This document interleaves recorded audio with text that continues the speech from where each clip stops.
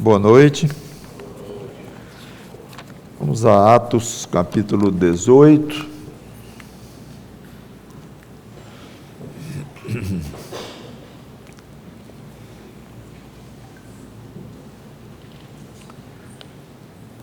Continuando com Paulo em Corinto, na sua segunda viagem missionária. Atos, capítulo 18. Versículos 9 em diante. Já vimos que após as blasfêmias dos judeus na sinagoga, para onde Paulo tinha se dirigido primeiramente, Paulo então voltou-se para os gentios, como já comentamos, e palavras duríssimas contra os judeus, que queria ficar sob o sangue deles, a vida deles próprios, e muito indignado. Então ele foi pregar na casa vizinha. E já vimos que o chefe da sinagoga, Crispo, se converteu e toda a casa dele, e já comentamos gostosamente sobre este excelente resultado que Paulo teve até aqui na sua missão lá em Corinto. Os versículos 9 e 10, nós lemos assim: Teve Paulo durante a noite uma visão, em que o Senhor lhe disse: não temas, pelo contrário, fala e não te cales. Porquanto eu estou contigo e ninguém ousará fazer-te mal, pois tenho muito povo nesta cidade. E ali permaneceu 1 ano e 6 meses, ensinando entre eles a palavra de Deus. Vamos orar. Santo Deus, nosso bom Pai, obrigado pela Tua palavra, que o Teu Espírito Santo nos ajude a crescer, aprender com estas poucas palavras, mas tão fortes em significado, que Tu nos deste o privilégio de ouvir, como se estivéssemos lá com Paulo, o próprio Senhor Jesus Cristo falando para ele, numa visão à noite. Que essas lições sejam muito úteis para o nosso dia a dia com Cristo. Em nome dele te pedimos e agradecemos. Amém. Um trecho muito valioso, porque nós ouvimos exatamente o que Jesus tinha para dizer para o seu servo naquele momento. E ele disse: não temas. Vai ter muito sentido você chegar estar num avião e ver alguém com o rosto tenso, esfregando as mãos, apertando ali a cadeira, os braços da cadeira, olhando para fora lá da janela, olhando para dentro, e você vê que a pessoa está muito nervosa e tem todo o sentido dizer assim: não tenha medo não, aqui é seguro, é tranquilo e tal.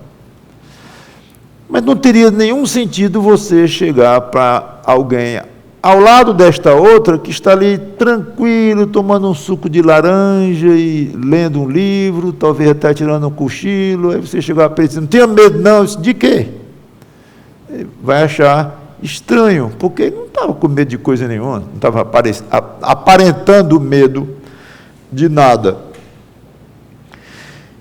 Então, eu acho mais provável pensar que Jesus, ao dizer a Paulo, não temas, não foi do nada, como se diz.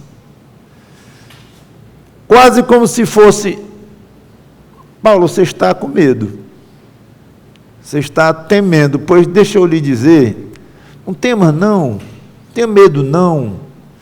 Faz muito mais sentido isso, a gente não pensa muito nisso, porque talvez a ideia, né, de Paulo com medo, aquele gigante na fé e tudo, e a gente ouve só esse não tema, ou não temas, a ideia de que estava ali cheio de coragem, intrépido, Não, o mais natural pensar é que Paulo estava com medo, temendo no seu coração.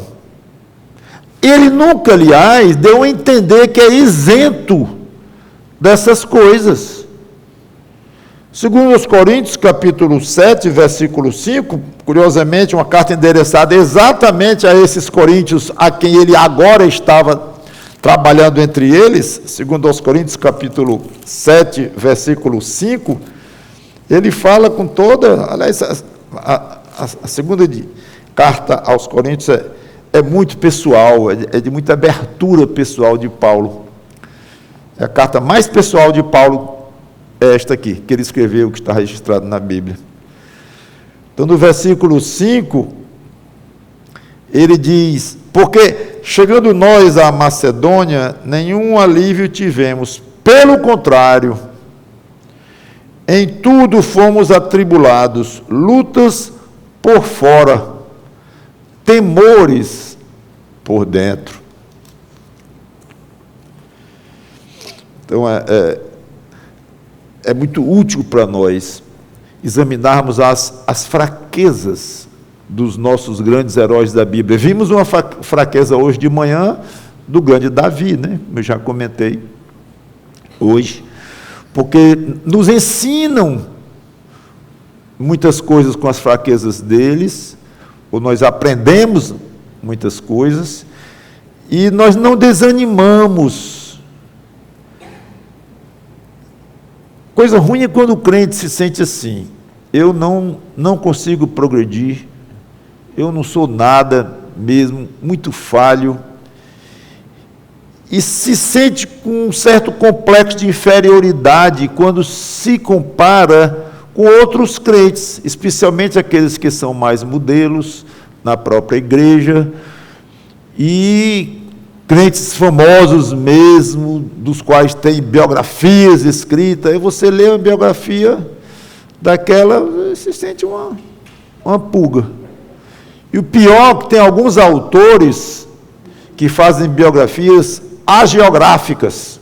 O que significa isso, pastor? Com H, agiográfica. Hagios, é de santo em grego. Sabe o que é? É que o autor santifica de uma tal forma o biografado, que é como se ele tivesse um anjo, sem defeitos, sem problema. Vai falar do casamento, é o melhor marido do mundo, e os filhos, é o melhor pai do mundo, tudo completo. Então, esse tipo de biografia nem tem muito valor. Eu, pelo menos, quando noto que é assim, eu já encosto. Digo, não, eu quero ver a biografia real. Como a Bíblia traz, biografias exatas, honestas, claras, não é querendo disfarçar. Então não faz bem nenhum um autor que faz uma biografia dessa, apresentando um aspecto muito... Tem aquele programa de computador que o pessoal tira os defeitos, Photoshop, pois é, tira as rugas, tudinho e tal, pronto, biografia photoshopada. Não é bom. Então, o crente, quando começa a ler isso, crente como nós, e às vezes algo assim, se sente num complexo, e esse complexo não é bom. A sensação de que é pequeno perto do outro é boa. A própria Bíblia diz que a gente deve considerar os outros superiores a nós próprios, mas isso tem limite, não há ponto de nos sentirmos esmagados. Dizer, não, eu não consigo progredir mais do que isso, eu não sou nada, como é que pode, tantos anos de crente, e acaba desanimando, e não tem sentido um crente desanimado. Então, sempre é bom, quando ler algo assim, ou tomar conhecimento de alguma coisa assim, é pensar, eu tenho muito que progredir, eu estou muito aquém desta pessoa da qual eu estou lendo aqui a biografia. Ok, mas eu vou adiante, não me interessa se eu já tenho muitos anos, se eu tenho poucos anos, se eu sou novo, velho na fé, eu vou progredir como este irmão ou esta irmã aqui fez. Aí sim. Bom, então fica essa sugestão. Nunca se sinta esmagado pelo peso da santidade de alguém. Santidade no sentido bíblico mesmo. Agora, Paulo, se é o caso de que ele estava com medo, como estamos achando que era, sim, porque Cristo disse, não temas, de quê que Paulo estava com medo? Temos aqui um exercício bom para entender a Bíblia, exegese. Temos alguma pista que nos dá aqui o texto para dizer de que é que Paulo estava com medo? Tem. Pode ler de novo aí. O Senhor lhe disse, não temas. Pelo contrário, fala e não te cales. Esse pelo contrário revelou, entregou Paulo. Paulo não estava com medo de pegar uma doença. Podia até estar, mas não é o medo do qual Cristo está falando aqui. Não era medo de adoecer, ou de ser assaltado naquela cidade estranha, ou de algo parecido.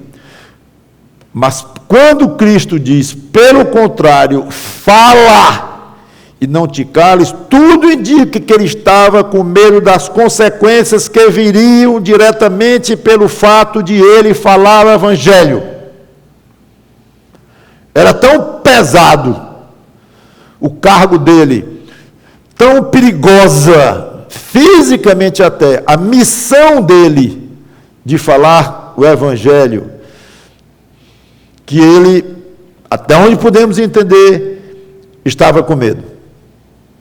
Quando Jesus diz, ao contrário, fale. Não tenha medo de falar. E talvez muito mais importante seja, de fato, as consequências do falar, não o falar em si. Eu sei que um dos maiores temores do ser humano, dizem aí as estatísticas, os estudos, né? Para alguns é falar em público, que é assim, número 2, número 3, é uma coisa absurda, é quase inacreditável. O lugar que tem na lista dos maiores pânicos de pessoas é o de falar em público. Gente que prefere talvez morrer mesmo, literalmente, do que falar em público. Não creio que... Obviamente não era o caso de Paulo. Então não era só a questão em si de falar, não é o que Paulo estava com medo, se de fato estamos no rumo certo ao achar que Cristo estava falando de um medo dele, mas no caso das consequências de falar. E por isso, uma tendência de quê? Calar. E Jesus diz, não é só uma conclusão nossa. Pelo contrário, fala, Paulo. Não te cales. Talvez passasse pela mente de Paulo, eu não vou aguentar isso. Eu vou calar. Mas eu não posso calar. Mas eu vou calar. Eu não estou aguentando essa pressão. Continuar fazendo minhas tendas, continuar sendo um crente fiel, mas eu não vou continuar. Eu não estou aqui afirmando, irmãos e irmãs e amigos, que Paulo passou por essa crise exatamente como eu estou falando e que ele pensou mesmo em renunciar à sua missão de pregador.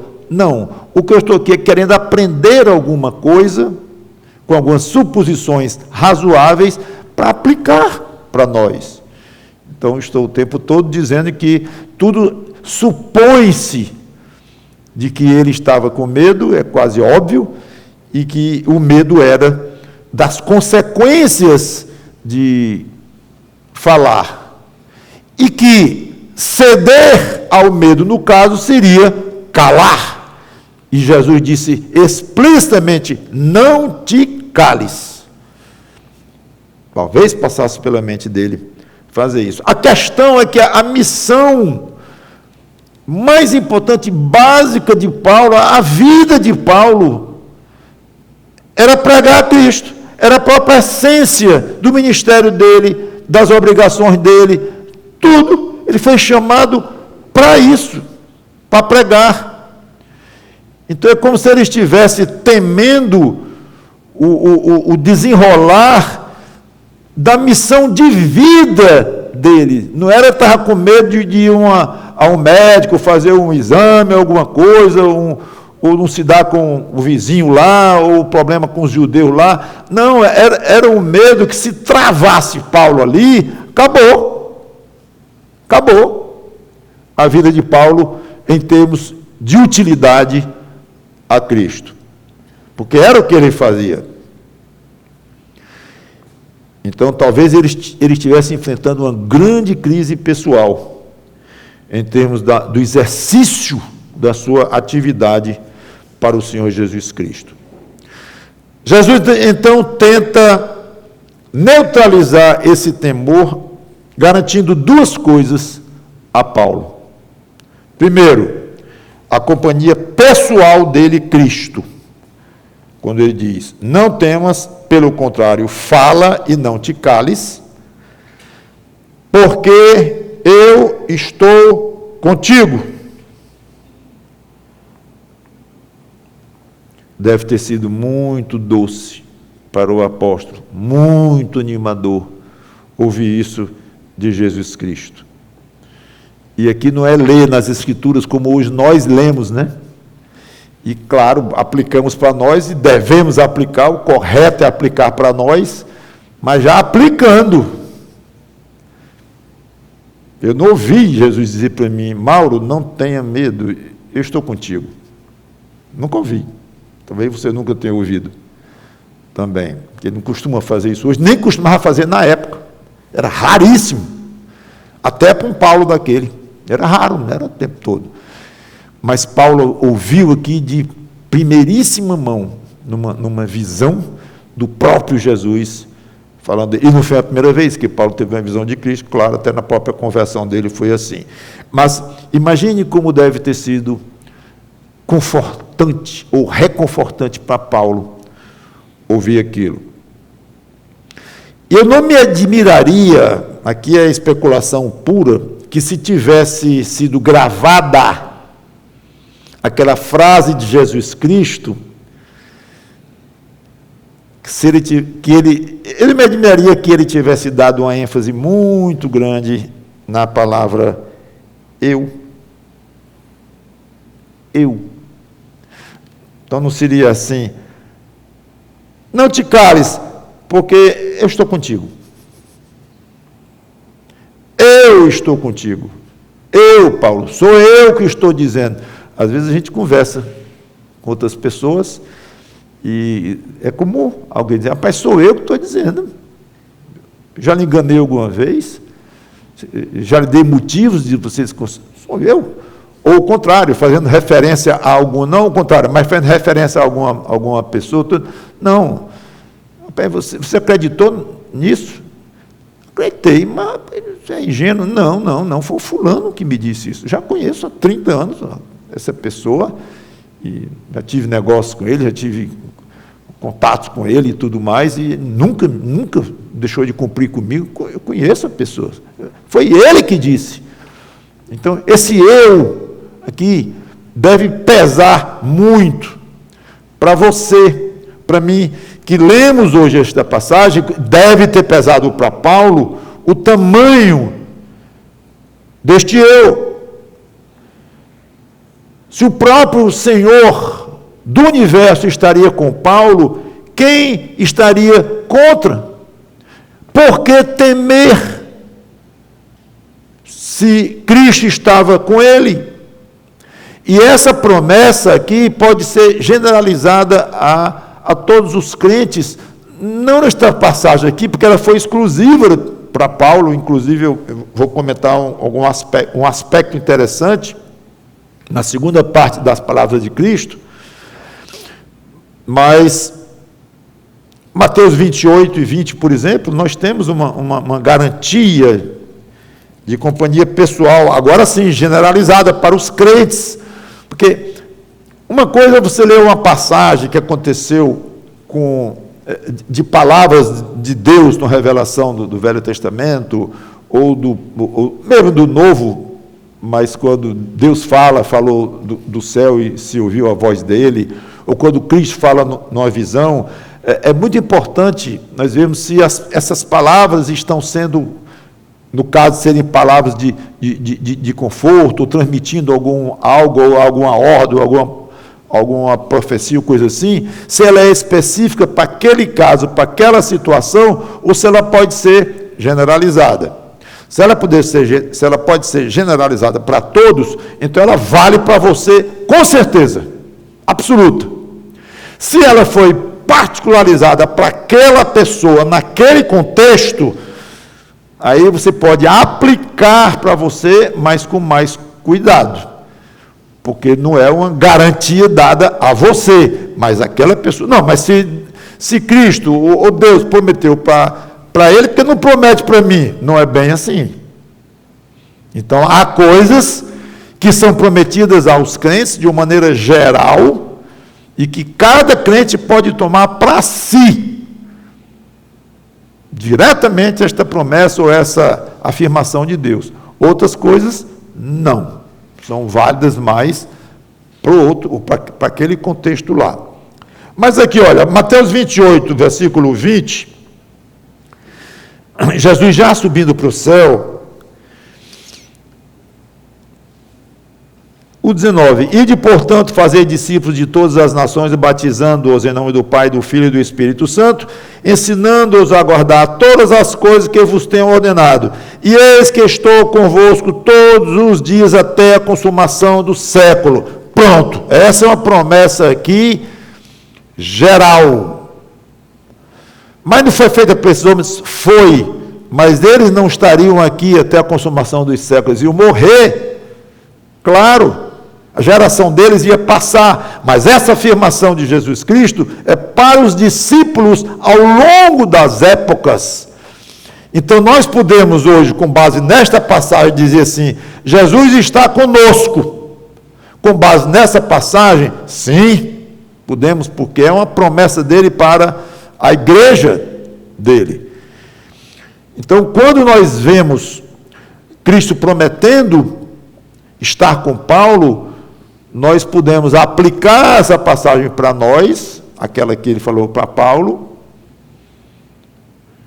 mas de uma maneira muito mais forte, mais direta, uma passagem como esta daqui. Aquela de Paulo fica quase uma ilustração, e era a situação pessoal de Paulo. Agora, é válido, né? Mas se Jesus esteve com Paulo, não vai estar comigo e tal? Mas ele não vai estar com você da maneira como ele esteve com Paulo, exatamente como, até porque ele deu milagres para Paulo fazer, e você nunca fez um, e provavelmente nunca fará.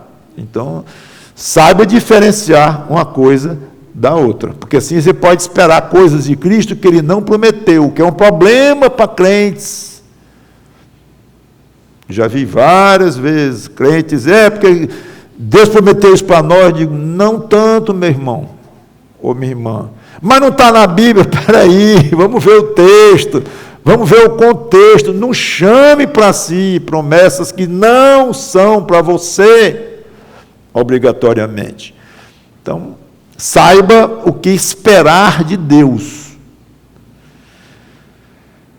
Mateus 28 e 20, está certo, temos base. João 14, 16 e 17, quando ele diz assim: e eu rogarei ao Pai, e ele vos dará outro Consolador, a fim de que esteja para sempre convosco. Olha a expressão já, para sempre. Então já está falando para um grupo maior do que apenas aqueles ouvintes deles imediatos.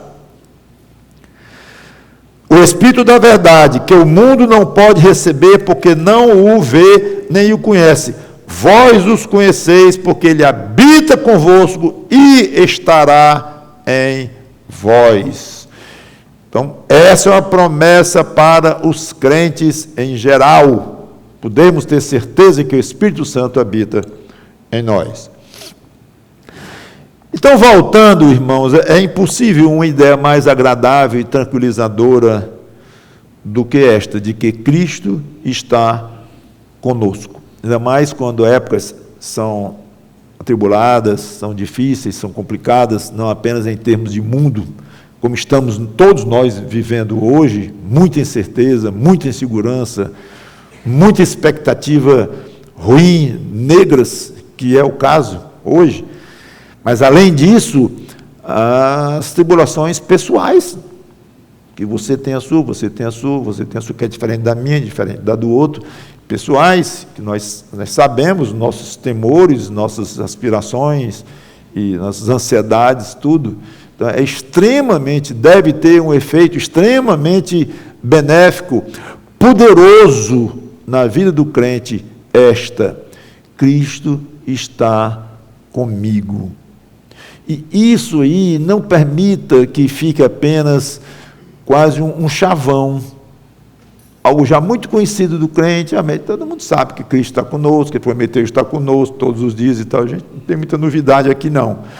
Mas é uma pena quando o crente faz de verdades fortíssimas como esta, faz disso algo já tão conhecido, tão batido, como se diz, que não tem mais muito efeito para os seus medos. Interessante, os seus medos são bem reaisinhos, né? E eles maltratam, bem maltratadozinho. Mas o antídoto, que deveria ser algo assim, você próprio permite que perca um pouco o efeito. Já não tem mais muita diferença você se lembrar que Cristo estará com você. Que pena. Então, dê um jeito para que essas promessas, essas garantias de companhia, sejam para valer e você leve isso a sério, atravessando a Santos Dumont, indo lá para o centro da cidade, indo para outro bairro lá, para onde você for, fazer uma viagem para o Rio de Janeiro, seja para onde for, o que for, está valendo para você. Cristo está com você.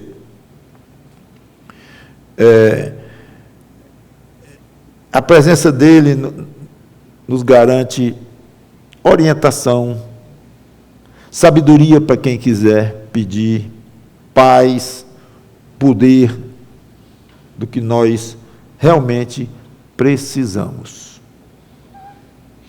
Temos que experimentar mais poderes vindos do alto, com base no exercício de uma fé mais profunda, de verdades mais consideradas por nós no fundo da nossa alma, levadas de uma maneira mais séria, dizer, isso aqui é para valer e eu vou fazer isso ter sentido na minha vida. Não é talvez correr para um médico, correr para um conselho de alguém, correr para um tipo de solução na Terra. Graças a Deus pelas soluções que nós temos aqui na Terra. Tudo bem. As que são listas, dignas, ok. Mas acho que nós talvez estejamos muito acostumados com isso e muito preguiçosos, talvez, na arte de buscar a Deus em silêncio, a sós, orando, dedicando mais tempo, meditando mais na palavra.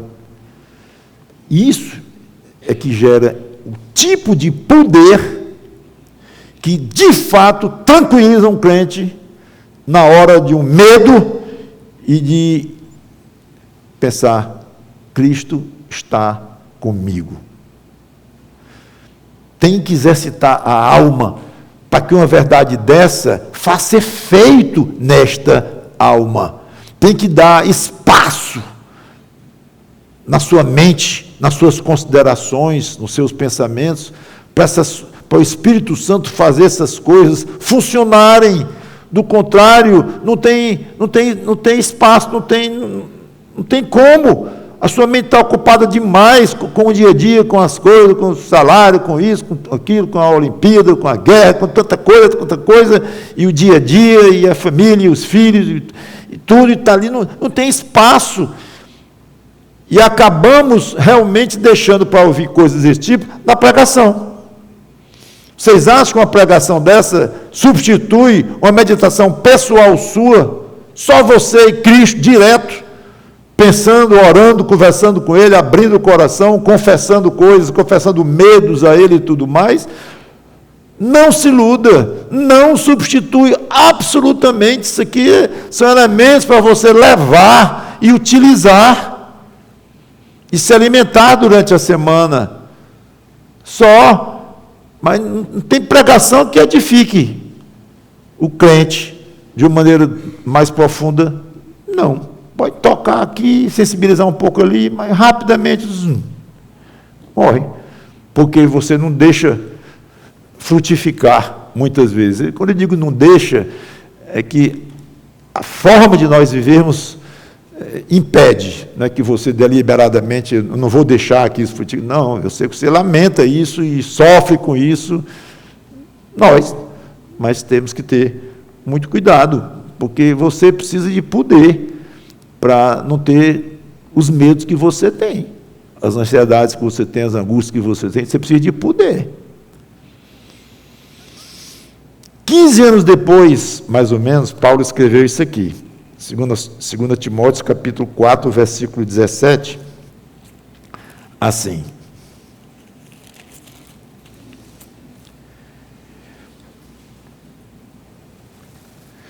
ele está falando aqui quando ele estava sendo julgado em Roma, como prisioneiro, situação gravíssima, ele morreu logo depois disso aqui. Na minha primeira defesa pública, defesa diante das autoridades romanas. Aqui o assunto aqui não é pregando o evangelho, não é conversando com algum judeu blasfemo, não, o assunto aqui é ele se defendendo para não morrer, que acabou morrendo mesmo. Na minha primeira defesa, ninguém fez a meu favor. Antes, todos me abandonaram. Que coisa triste. Que isto não lhe seja posto em conta. Pesado. Mas, bendito mas o Senhor me assistiu e me revestiu de forças. Está vendo o poder que eu estava falando? Para que, por meu intermédio, a pregação fosse plenamente cumprida e todos os gentios a ouvissem, e fui libertado da boca do leão, das autoridades, aqui, desta vez, até que no final ele terminou mesmo sendo condenado, mas aqui não. Então ele teve a oportunidade dele de pregar, de falar de Jesus Cristo e tal. Como eu disse, não que ele estivesse pregando aqui numa sinagoga, numa campanha evangelística, não. Estava sendo julgado como prisioneiro, mas ele teve uma oportunidade de falar aqui, ele me perdeu uma oportunidade dessa, e muitos gentios ouviram. Mas para o nosso contexto, observe, o Senhor me assistiu, ele quase disse assim, e só ele, que ele disse que todos o abandonaram, só ficou Jesus Cristo, mas que só, né? E com certeza Paulo não trocaria a companhia só de Jesus Cristo com a de todos os crentes do mundo. Mas o fato é que, como eu disse, 15 anos depois ele escreveu isto aqui: o Senhor me assistiu e me revestiu de forças. Vamos nos acostumar a receber poder do alto, com base na reflexão, no aprofundamento das promessas que Cristo fez a nós, a igreja do Senhor Jesus Cristo. Seu nome não está na Bíblia, com certeza. Então não tem nenhuma promessa feita pessoalmente a você com seu CPF, como tinha com Paulo aqui, pá, direto, e com outros registrados na Bíblia. Comigo, com você, não tem isso.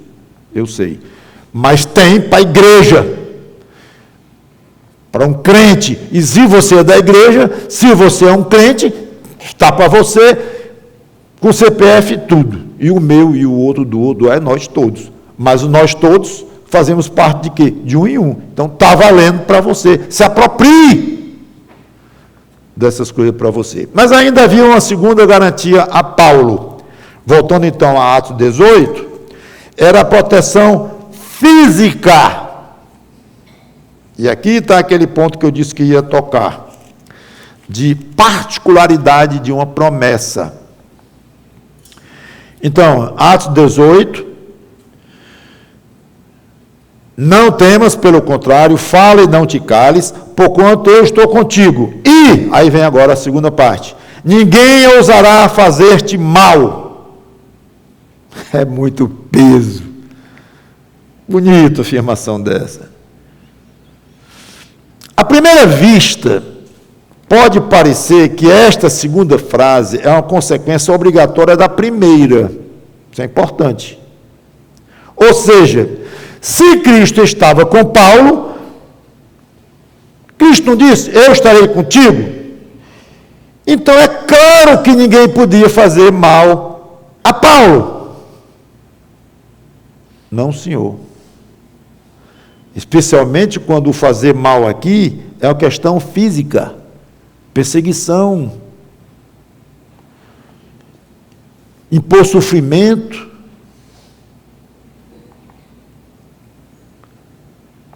Quer dizer que porque Jesus disse, estou contigo, ninguém vai te fazer mal, é óbvio, é claro isso, não, uma coisa não puxa a outra. Porque se fosse, significaria que os mártires, e o próprio Paulo, que foi martirizado, foram todos abandonados por Jesus Cristo. Eles foram maltratados, perseguidos, massacrados, torturados, mortos. Se a presença de Jesus Cristo garante essas coisas automaticamente, não precisa ser um gênio para concluir. Então, nenhum desses estava na companhia de Cristo. Ou Cristo não estava com nenhum desses, que uma coisa implica a outra. A questão é que não implica. Não implica. Aqui está uma promessa específica a Paulo.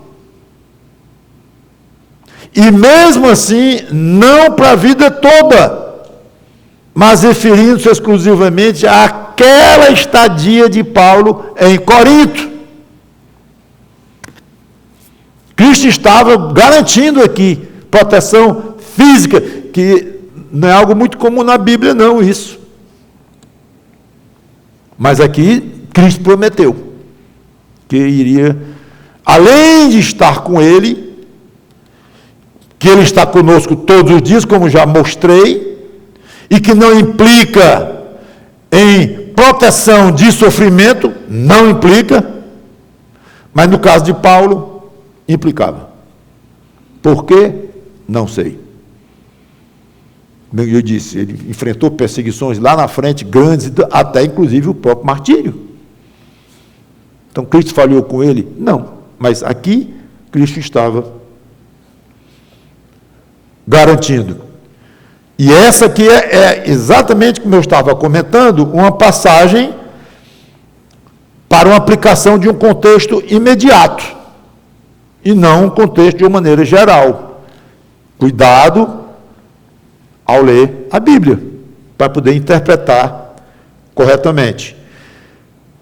Eu não sei se hoje ainda tem isso, mas muitos abriam assim a Bíblia e buf, isso aqui é o que Deus tem para mim hoje. Gostava de... Já vi gente assim, que, aí pega, não, que assim, pronto, isso aqui é o que Deus tem para mim hoje. Aí lê um versículo, praticamente entende como quer e pronto. Isso é um perigo.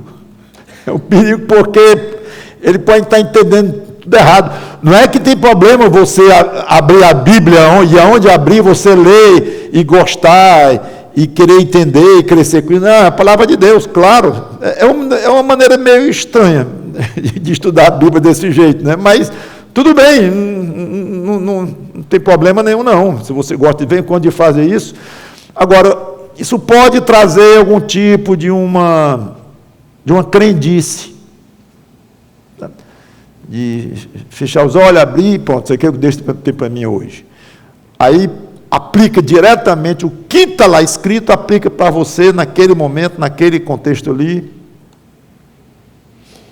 Eu nunca fiz isso, pelo menos que eu me lembre. E não acho esta a maneira segura de estudar as Escrituras, até porque, muitas vezes a Sana chega e diz: Mauro, o que significa isso na Bíblia? Eu digo: vou ter que estudar. Estudar? Tu não passa o dia estudando a Bíblia há 40 anos? Estudar? Disse: sim, senhora, eu tenho que estudar. Pensa, acho que eu sou um computador? Inteligência artificial? Aquele negócio que todo mundo hoje vê, né? Que tem robô fazendo pregação, vocês estão sabendo. Vocês tenham cuidado. Breve vai ter um monte de gente aqui ouvindo robô, dizer: pastor, acaba melhor do que o senhor. Digo, melhor ele pode pregar mesmo, mas com o Espírito Santo presente, eu duvido. Não é que eu sou excessivamente habitação do Espírito, que sou da maneira como é para ser, como você é e tudo, né? É porque é uma máquina. Mas seja como for, cuidado em ler as Escrituras assim, dessa forma.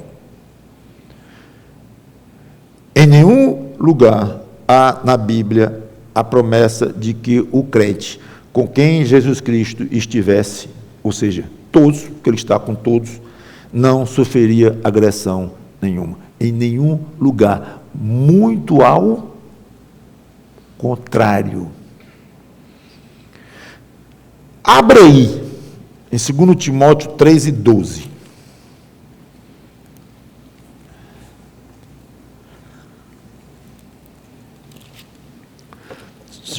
A segunda carta de Paulo a Timóteo, capítulo 3, versículo 12.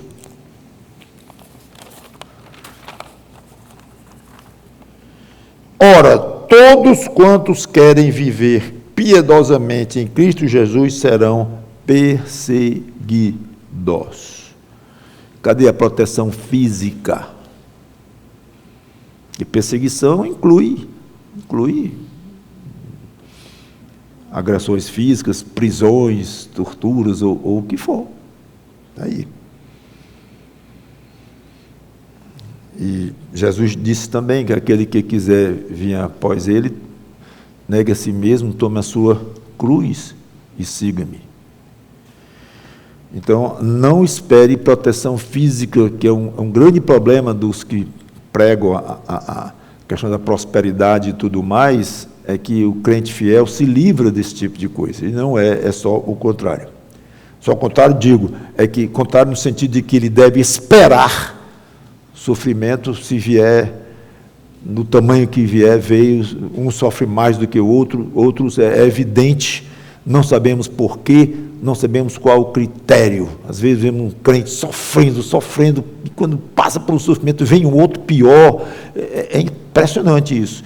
E outros passam por essa vida aqui, e pelo menos até onde a gente vê, não houve grandes problemas e tudo, até a pessoa era tranquila, a gente não entende bem, mas todos sofrem de alguma forma, e há uma perseguição, muitas vezes invisível, sutil, mas seja como for, é o que o crente deve esperar. Nesse caso aqui, especificamente, Paulo, em Corinto, iria ser protegido e ninguém fazer mal a ele. Agora veja o toque de autoridade de Jesus: ninguém ousará te fazer mal, como se ele dissesse: eu determinei que ninguém te faça mal. Quem é que vai ter a ousadia de fazer? Poder enorme do Senhor Jesus Cristo. Eu acho espetacular quando lemos esse tipo de passagem em que Cristo mostra claramente quem é que manda, quem é que determina as coisas. Apocalipse diz, não é, que Cristo abre, ninguém fecha. Cristo fecha, ninguém abre. É muito bom. Então, o poder de Cristo é outra fonte de um descanso enorme para os crentes. Deveria ser. E ele diz, né, quem é por mim, quem não é por mim é contra mim. Quem comigo não ajunta, espalha. Paulo diz: se ele é por nós, quem será contra nós? Quem não é contra nós, é por nós. Outra passagem de Jesus Cristo. Romanos 8 fala muito nisso. Então, quem pode, e Paulo prova isso lá em Romanos 8, quem pode nos fazer mal se o próprio Deus quer nos fazer o bem? Essas verdades devem nos manter inabaláveis nas dificuldades. Pergunta: se devemos esperar sofrimento, mesmo Cristo estando conosco, que Ele já disse que estará conosco, já disse que o Espírito Santo estará em nós, então mesmo eu sendo a habitação do Espírito Santo como crente em Jesus Cristo, eu devo esperar sofrimento? Deve. Então não é razoável ter medo? Quem é que não tem medo de sofrer? E essa é uma questão muito importante. Eu responderia, não é uma resposta matemática, 2 e 2 são 4, mas é natural sim o ser humano ter medo, levado pelo nosso próprio instinto de conservação. O instinto nosso gera medo. Um dos tipos de medo que nós temos é pelo instinto. Mas quando o crente está em íntima comunhão com o Espírito Santo, ele recebe uma confiança e uma ousadia sobrenatural que anula ou diminui muito o instinto, o medo do instinto. E é importante lembrar que essa confiança ou essa ausência de medo causada por uma influência direta do Espírito Santo, que vai até contra a nossa natureza humana do instinto, ela não é dada por antecipação. E esse é um segredo. Não é tão segredo, muitos sabemos disto, mas não levamos em consideração. Muitas vezes é uma pena. Então, nós sentimos pavor, imaginando uma situação de grande sofrimento. Mas o que Deus faz conosco? Primeiro, muitas dessas situações nunca vão nem acontecer. Primeiro de tudo, muitas coisas das quais nós temos medo, temos pavor, nunca vão acontecer. Por outro lado, algumas das quais nós temos pavor, vão acontecer. E outras das quais você nunca nem pensou, ruins também, sofridas, digo, vão acontecer. Tem de todo jeito. Mas o que eu quero dizer é que Deus vai suprir este poder anti-medo na hora certa. Na hora certa. Isso é espetacular. É por isso que nós lemos sobre mártires sendo queimados, literalmente já queimando e cantando, até que a voz desaparece, que estão morrendo, mas cantando, na hora H. Então, eram crentes mais especiais do que nós? Não obrigatoriamente, provavelmente fossem, né, pela coragem e tudo, mas eu não quero parecer arrogante em dizer que eles não eram melhores do que nós. O que eu quero dizer é o seguinte, vamos dizer dessa forma, eram pessoas como nós, com seus medos, suas fraquezas, seus temores, e na hora H foram gigantes, que nós dizemos, meu Deus, como é que pode uma força dessa? Deus deu na hora, não tem nada que nos faça pensar que você não agiria da mesma forma, sendo queimado. Não, eu não tenho esse tamanho da minha fé, esse poder espiritual. Não pense assim não. Pelo contrário, o Espírito Santo é o mesmo. O sangue que salvou o Marte cantando na fogueira foi o mesmo sangue que lhe salvou. O Espírito que habita em você é o mesmo que habitava nele. Então por que não? Se pensarmos assim, muitos dos nossos medos antecipados Não é nem que vão se dissipar, nós não vamos nem permitir que eles vivam muito dentro de nós. Começa a pensar, para, esse é o diabo, me tentando, me levando a esses medos, que eu não sei nem se vão acontecer essas coisas, e se acontecerem, Deus cuida de mim, Deus tem misericórdia de mim, talvez até o ponto de nem sentir o ardor das chamas, se for essa questão de chama, não sei. Com ardor não, eles estavam cantando, por que eu não posso cantar também? Eu posso, você pode, no poder do Espírito Santo, e devemos contar com isto, e não vivemos apavorados com medo. E esse tipo de observação é importantíssimo, especialmente porque pode estar chegando bem perto, o momento de sermos perseguidos. O cristianismo está recebendo um aperto grande, e começa com o grande cristianismo, ou a cristandade e tal, como lá em Paris, todo mundo sabe o que aconteceu lá e tudo, começa assim bem grande, aí isso pode ir afunilando, e terminar nos verdadeiros crentes, como cremos que nós somos. As épocas tão difíceis, tão complicadas, é bom começar a pensar nessa questão de medo, nessa questão de poder espiritual, de tudo não pensar numa piolinha para resolver a questão. Olha, vamos mais para o espiritual, porque é um poder enorme que tem à nossa disposição. Muitas vezes a gente nem conhece, ou mal usa. Então, esse apoio de Deus no momento de necessidade nossa,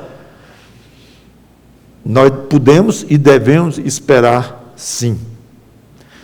E já encerrando praticamente, nunca deixe de trabalhar para o Senhor Jesus Cristo por medo. Aliás, eu diria por nada, né? por motivo algum, né?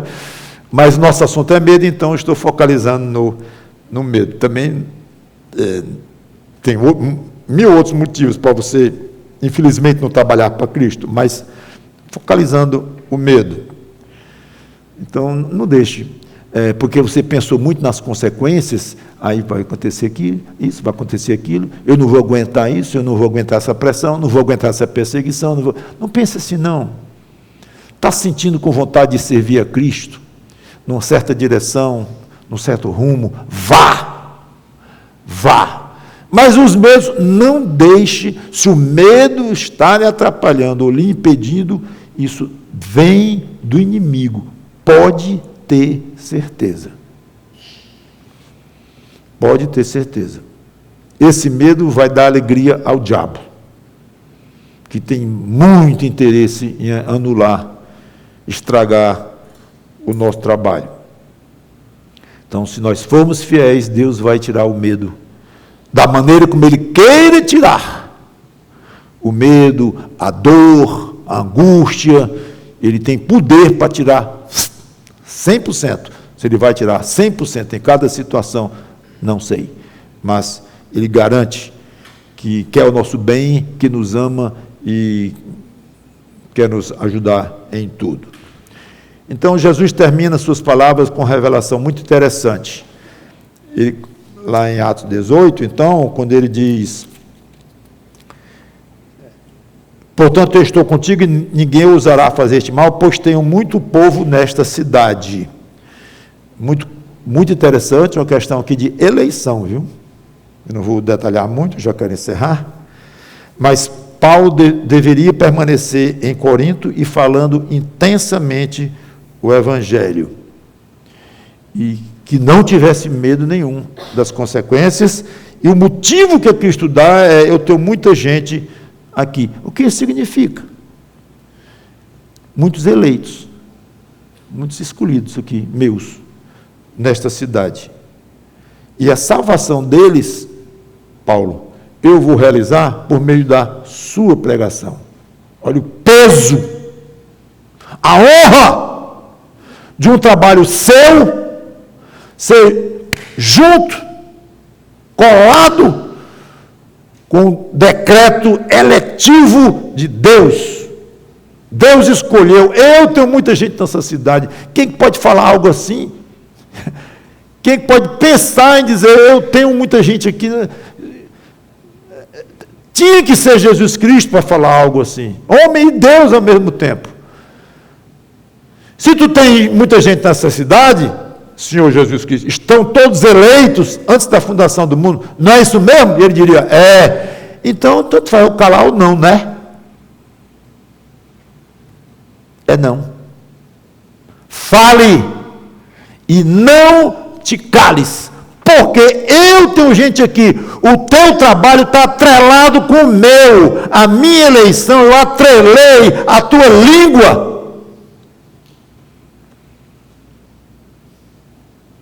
Você também tem língua, não tem? Não era só Paulo, não. E não só língua, estou falando língua porque é questão de falar. Fala e não te cales, que é da questão de Paulo. Mas Deus tem mil outros tipos de serviço que você poderia ser atrelado aos planos eternos de Deus. É o privilégio que Ele nos dá a nós crentes, pecadores, miseráveis pecadores, mas perdoados em Cristo, justificados pela fé, limpos. Aí Deus diz assim, atrele o seu servicinho, o seu trabalhinho de formiga aí, de micróbio, comparado com os meus planos, meus projetos, meu tamanho, meu poder, mas eu lhe dou o privilégio de você atrelar, junte, ligue o seu trabalhinho aí com o meu trabalhão. Pode juntar, eu estou contando com você. É isso. Quantos eleitos tem em Fortaleza? Não sei. Jesus disse que tem muitos eleitos em Fortaleza? Não. Disse que tinha 40. E naquela época. Mas foi uma revelação impressionante. Só Deus poderia fazer a revelação dessa. Eu tenho muita gente nesta cidade. Detalhe, não é questão de criação dele ser o Criador, porque ele tem todos os seres do mundo, né? Nesse sentido. Todos os seres são meus. Os animais do campo são meus, as alimárias, tudo aí são meus. Não é o sentido, não. Eu tenho muito salvo nesta cidade. Espetacular. Aguardando trabalho. Então, vai em frente. Fortaleza tem muitos, tem poucos, eu não sei. Porque eu sei o seguinte, se forem 10 mil eleitos, 100 mil eleitos, 1 milhão de eleitos, Ele não vai nos revelar, e a ordem de nós irmos e devemos pregar o evangelho a toda criatura, está valendo.